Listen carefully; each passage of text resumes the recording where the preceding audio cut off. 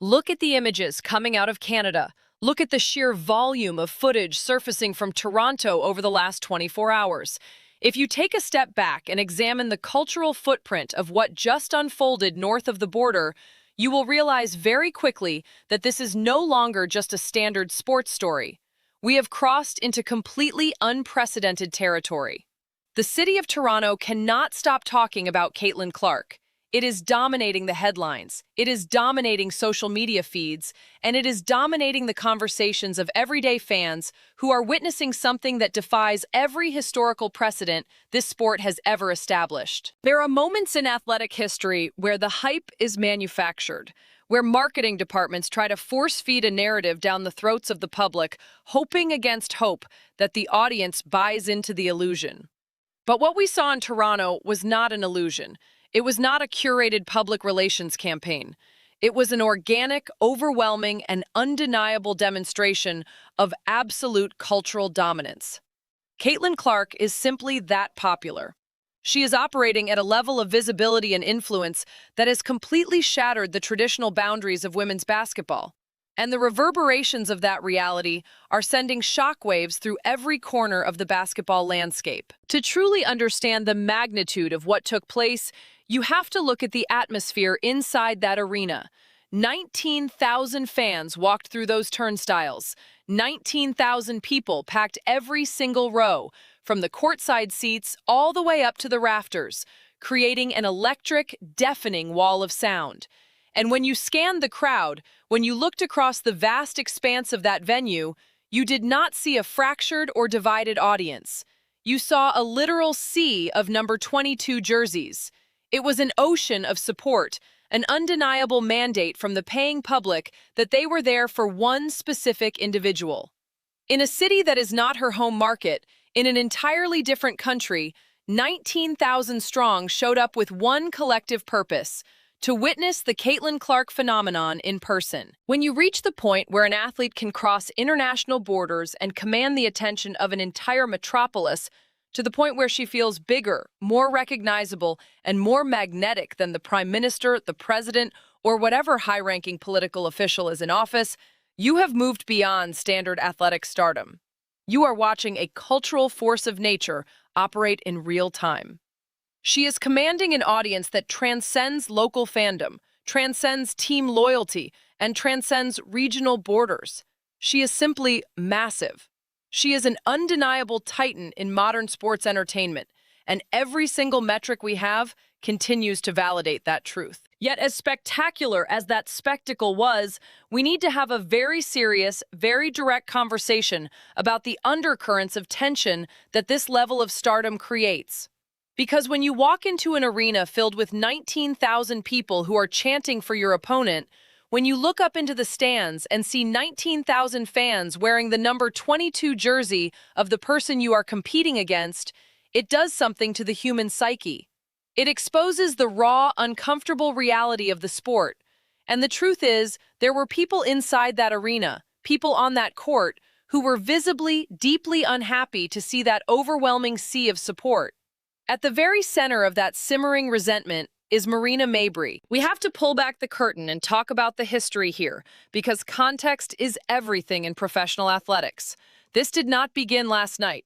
This is not some spontaneous, isolated disagreement that happened in the heat of a single possession. The animosity, the friction, and the bad blood between Marina Mabrey and Caitlin Clark has a history that stretches all the way back to Mabrey's time in Connecticut. We all remember the origins of that beef. We remember the physical posturing, the verbal jabs, the targeted intensity, and the clear, unmistakable resentment that Mabrey displayed toward Clark from the very beginning. It was an active, persistent effort to establish dominance over a player who was entering the professional ranks with an unprecedented amount of attention. People have long memories in this sport. The fans certainly have not forgotten what Marina Mabrey did back then. The basketball world has not forgotten the narrative she tried to construct or the aggressive posture she adopted. But most importantly, the people sharing the floor with Caitlin Clark did not forget. Her teammates did not forget. And last night in Toronto, Kelsey Mitchell made it abundantly clear that she has not forgotten a single second of that history. During the game, the tension that had been building under the surface finally ruptured. This was not a friendly exchange.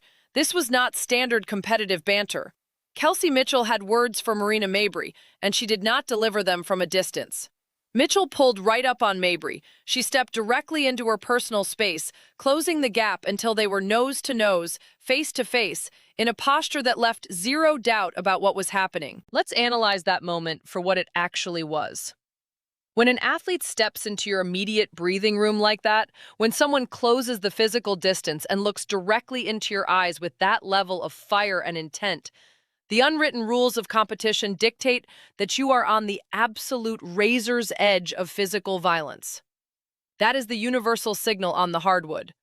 When someone steps into your grill with that kind of posture, you either back up 2 feet immediately or you prepare for the elbows to start flying. You prepare for hands to be thrown. They were standing on the absolute precipice of a full-blown fight, an explosive confrontation born out of months of accumulated frustration, unresolved history, and fierce territorial pride. Kelsey Mitchell was sending an unequivocal message. She was establishing a line in the sand. She was letting Mabrey know, in no uncertain terms, that the past actions, the disrespect, and the persistent targeting of her teammate would not be tolerated without an immediate, aggressive response. And the gravity of that altercation was punctuated by what happened immediately afterward. Kelsey Mitchell did not stay out on the floor to casually brush it off.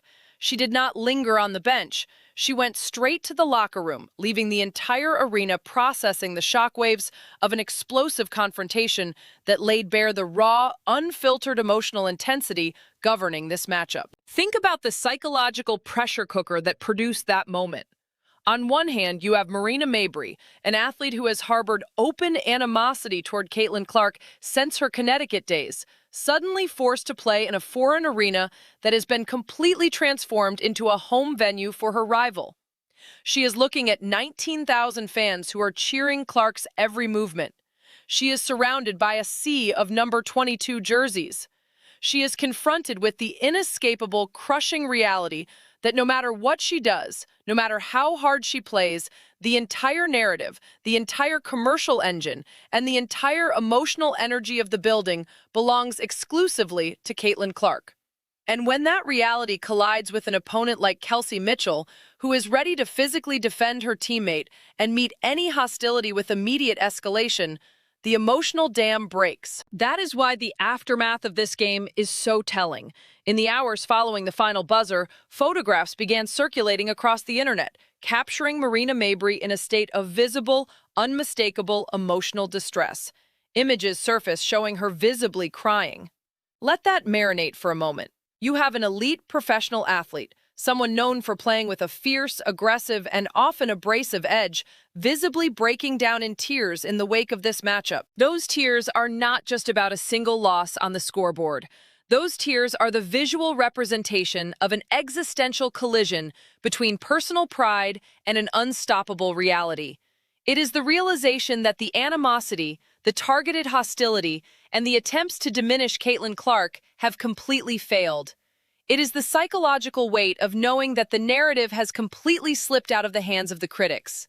You can harbor resentment, you can start beefs in Connecticut, you can try to intimidate, you can carry a grudge across multiple seasons, but when you look up at 19,000 fans wearing your rival's jersey, and when your rival's teammates are stepping in your face ready to throw hands to protect their superstar, the reality of the situation becomes impossible to bear. The wall of denial collapses, and what you are left with is the sheer, overwhelming frustration that surfaces when you realize you cannot stop the wave. And the undeniable proof of that wave is found in the television ratings. Let's look at the cold, hard data. While the drama was unfolding on the floor, while Kelsey Mitchell was standing her ground and the arena was shaking with the energy of 19,000 fans, the broadcast was putting up staggering numbers. 2 million viewers tuned in to watch that game. 2 million viewers. Think about what that number actually represents in the context of professional women's basketball. That is not just a healthy rating, that is an absolute destruction of historical viewership norms. That is an audience size that competing leagues and traditional broadcasts would kill to have on a regular evening. 2 million people stopped what they were doing, arranged their schedules, and sat in front of their screens to watch this game.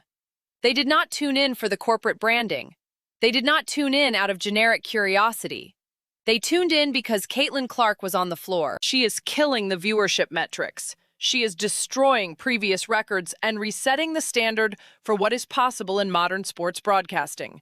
Every single time she laces up her sneakers, the television executives smile, the ratings surge, and the commercial viability of the sport explodes into an entirely new stratosphere. So to anyone out there who is still sitting on the sidelines trying to downplay this phenomenon, to anyone who is still attempting to construct an argument that Caitlin Clark is not the primary needle mover in this sport, you are tripping. You are completely, undeniably out of your mind. There is no other way to frame it. To look at 19,000 sold-out seats in Toronto, to look at an entire arena draped in number 22 jerseys, to look at 2 million television viewers tuning in on a single night, and to look at the raw, volatile emotions boiling over on the court between veteran players, and to still claim that she is not the driving engine of this entire ecosystem is pure delusion. She is the needle mover. She is the gravitational pull. She is, without question, one of them ones. There is no debating it anymore. There are no asterisks to apply. There is no nuance left to explore that can diminish the cold, hard reality of her impact. She has entered the arena of cultural icons who fundamentally alter the landscape around them simply by existing in their space. When you look at the totality of what happened in Toronto, the narrative becomes crystal clear. You have an international city completely consumed by Caitlin Clark mania. You have a historic crowd of 19,000 strong, turning an arena into an absolute monument to her popularity.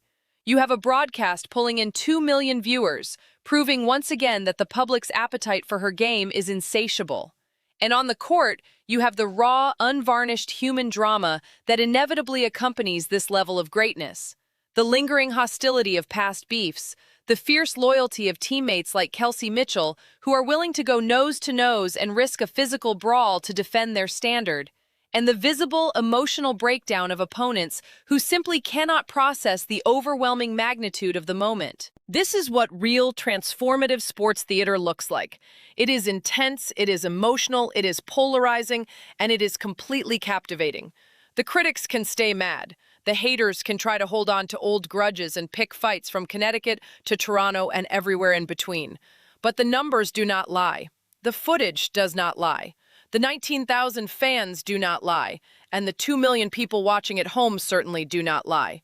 The momentum is real, the movement is unstoppable, and the landscape of the sport will never be the same again. I want to know exactly what you think about everything that unfolded in Toronto. What are your thoughts on the altercation between Kelsey Mitchell and Marina Mabrey? Did Mitchell send the exact message that needed to be sent, or did the tension cross the line?